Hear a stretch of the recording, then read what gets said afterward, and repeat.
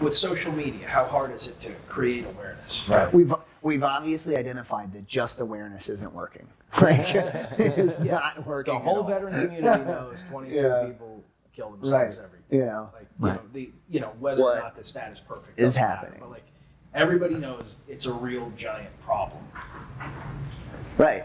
I mean, it's like the massive. I've had friends that tell other people don't commit suicide and then commit suicide. Right. Like, they're the ones doling out the advice, and the next thing you know, like. I mean, if you were literally sitting in a bathtub with a massive hole in the side of your bathtub, that like this 22 today statistic really is, Yeah. you would be. I mean, it would be like, oh my gosh, what do I need to do to fix this hole? And it just doesn't seem like we're really looking at it that way. Yeah. You know, it's just we just continue to come back on this awareness thing. And You know, it's hard for people to understand because, like I'm not going to talk about any specific people in detail because I just don't want to, but some of my friends are like multiple college graduates, 6-figure salaries, kids, yeah, by all standards, they Doing are, well. they are Card carrying successful, member. Yeah. successful people, and then they kill themselves.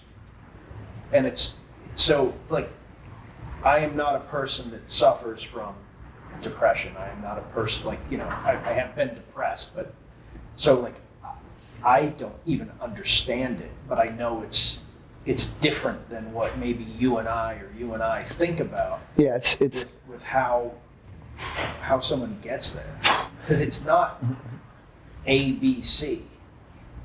yeah. There's Yeah, I mean, I think for us, I mean, I feel like it's just impossible for me to even fathom taking my life. Like, at this point, I don't think there was any. I mean, you would miss me. You're right. I mean, I don't think that there was anything that would ever happen to me in my life that would take me to that level. But that's just me saying it about myself. And that's the unfortunate part is I don't get to ask those 10 people that I know why you did that. Yep. Or at least not. But all 10 of those could be different. Sure, absolutely. And having, been in a position where I wanted to commit suicide, especially through my recovery, and it just I can't even drained on imagine, me, man. drained on I me. can't And, I even did the article fucking for Ranger imagine. at that time on suicide. The best way somebody described it to me one day, and I've kind of used it ever since, is like having a big Olympic-sized pool full of shit and you jump in. When you come up, all you're going to be able to see is shit. Like, it doesn't matter where you look. So you're not seeing 3 years down the road, 5 years, 10 years. All you can see is Just what's in the right shit. there. Yeah, man. And it's overwhelming. And, you go a little to the left, go a little right, you're still in the shit. Like, how do you get out of it? Yeah. Well, eventually you got to pull yourself out. How did you get through it? For me personally, I had a great support network. I was never really left alone. I had great friends, veteran community, and eventually I found purpose. The thing that I was lacking at that time was purpose. My purpose during that time frame was survival. Survival, yeah. Survive the injury and get through all the medical procedures and stuff. And that sucks. It was miserable. I can't imagine. And again, I couldn't see 3 years down the road where I had prosthetics and could feed myself or do household chores or have a job. But eventually, time also helps with that too. But you still have to get out of that pool of shit at some point. And that's the thing that we have to help them with is circumstances. And the veterans, what I explain to people is we face everything that everybody else faces. So relationships, money, job, finances, All of it. all We are this no stuff, different. we're no different than anybody else. Yep. And then we tack on some veteran stuff on the military aspect on it a little bit. But chances are that veteran is committing suicide for a lot of the same reasons that everybody else is committing suicide. They were put in a predicament that they felt they couldn't get out of. And it's bottom line, it doesn't matter if it's a combat situation, a relationship, money. The bottom line is they found themselves in a position that they lost hope. Yep. Yeah, and I think what you said before about how much you need a support network, Bingo. how critical that is. So, like, I get called a lot by a lot of different people, some of which would surprise you, about advice with relationships, business, family, whatever. And I think I give pretty good advice, and at the end, people are like, "Wow, that was really I'd say good." you're 75%. I've told you Yeah, all of his before. advice for me is that I talk too passive aggressively. You do. But where I was going with this is, I typically like, oh, thanks, man. Like, you give really good advice. I'm like, I give the best advice in the world to everybody that isn't me. Yeah, that sounds good, man. Right? Because when you're in it, something that like, if, you did something dumb, or you were making a decision, or you didn't know what to do, I can see it for you because I'm not in it. I'd be like, oh, this is what's going to happen if you do this, Bryce. This is where you're going to end up, Mike. If you make this decision, this is what's going to happen. Like, oh, so-and-so did this. Like, here's how you have to handle it. It's easy because I'm not neck deep in it. Right. But when you're in it, especially if things are going bad, you start thinking and worrying, like, well, what is she thinking about this? Or is so-and-so really on my team, or is he against me? Or like, you start going to this crazy place, like none of it matters. But in your head, you're drowning. You're fighting a bunch of people, a bunch of theories, basically, in your head a lot of the time. Theories. And then, in your situation, it's like, is it going to get better than this? Right. Am I going to be, Yeah. like, you were a crazy active dude before the injury. Like, I can only imagine that was a giant pain in the ass on a level that. I was consumed in it. Yeah. I mean, my thought every single moment of the time I woke up to the time I went to sleep was basically, how do I off myself? Again, I wasn't left alone. I had that support network. So that got me through it, because had I been left alone for a period of time, I probably wouldn't be here, because I would have found a way. So you think about that isolation aspect, especially these veterans who live in remote areas where you don't have resources, or there's not a VA for them to go to that's close by. Social media might be the thing. And then, if you're in a bad mood and you see a lot of the negativity on Facebook, that can even enrage you more. So it is just a tough situation to be in. So, I don't judge anybody. I'm not mad at anybody.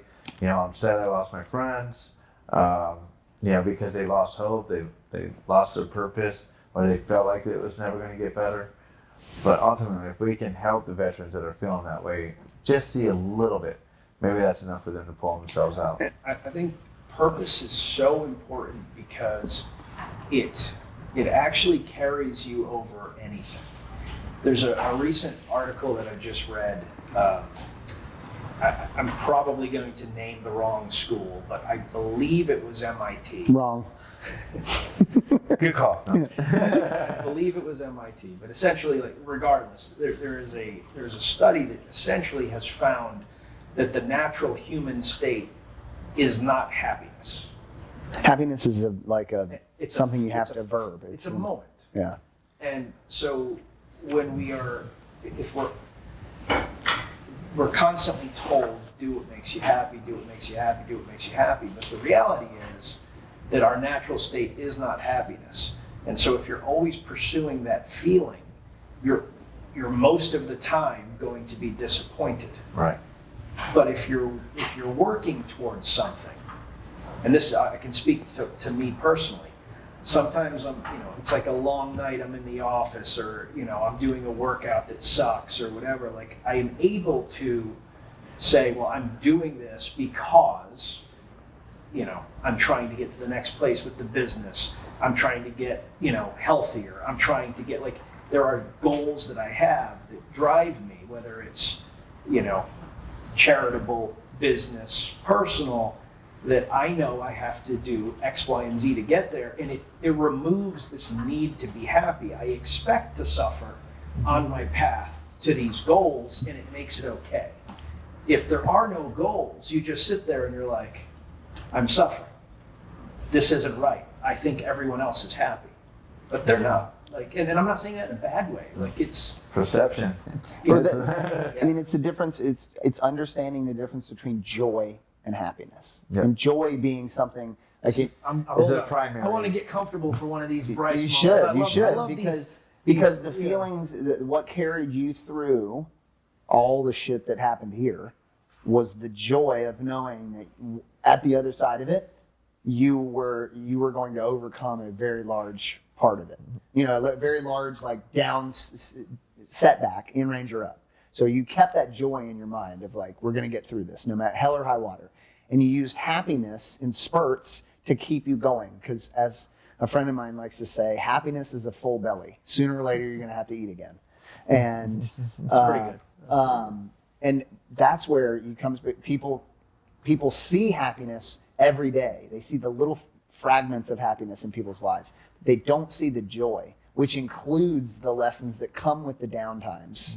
And that's where, if you can help coach your community, your people that you're around, to experience joy and happiness separately from each other, we tend to respond better to when shit hits the fan on our lives. But the thing with happiness is it's subjective to the moment. So, like you said, Absolutely. having that full belly. So you take a kid who was abused growing up. Yep. When he finally gets to leave home, he's happy. But really, he's still full of anger and all these different issues because, the three primary emotions that you have is fear, sadness, and joy. So everything that you feel in life is based off those three things. Now there's secondary emotions and all that stuff. So that he was happy in the moment. You guys are at a psychological level that is much higher than mine. And so I'm like, I have like hungry. You're like Thursday. You're like the quaternary area. That's a tertiary feeling. But so I Go on, think so. sorry. You can be happy with something that's actually very damaging to yourself, but you feel happiness based off that Yep. that singular moment. The joy is the thing that is the thing that is ultimately going to bring you what you think is happiness. And for me, it's my purpose. That I get up every day, literally out of bed every day to get back to the veteran community, and it is what really drives me and pushes me, and my friends and stuff. You're like one that. of the only people that, when you say that, I believe it 100%. So, Not Bryce. I think if I didn't have that, I would not be in a good place. Honestly, Yeah. I truly believe I would be in a dark place if I didn't have that.